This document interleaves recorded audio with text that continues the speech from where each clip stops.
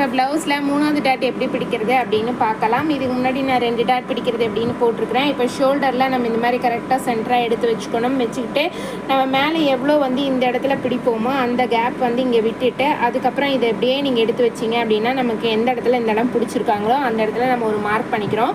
அடுத்தது இதையும் நீங்கள் இப்படி வந்து வச்சிங்க அப்படின்னா இது அழகு போல் நமக்கு இப்படி வந்துடும். வந்ததுக்கப்புறம் ஒரு நீவ் விட்டுட்டு அதுக்கு மேலே வந்து நீங்கள் வந்து இந்த இடத்துல நீங்கள் வந்து இந்த மாதிரி இதோட அளவுக்கு இங்கே வச்சோம் அப்படின்னா நமக்கு வந்து இந்த இடம் வந்து சரியாக இருக்கும். இந்த இடத்துல ஒரு மார்க் பண்ணிக்கலாம். பண்ணதுக்கப்புறமேலே இந்த ஃபஸ்ட்டு டாட்டு 3rd டாட்டுக்கும் உண்டான இடைவெளி வந்து கரெக்டாக இருக்கா அப்படிங்கிறத வந்து ஒரு தடவை செக் பண்ணிக்கோங்க. பண்ணிவிட்டு இதை வந்து நம்ம அப்படியே ஒரு தையல் வந்து போட்டு எடுத்துடலாம்.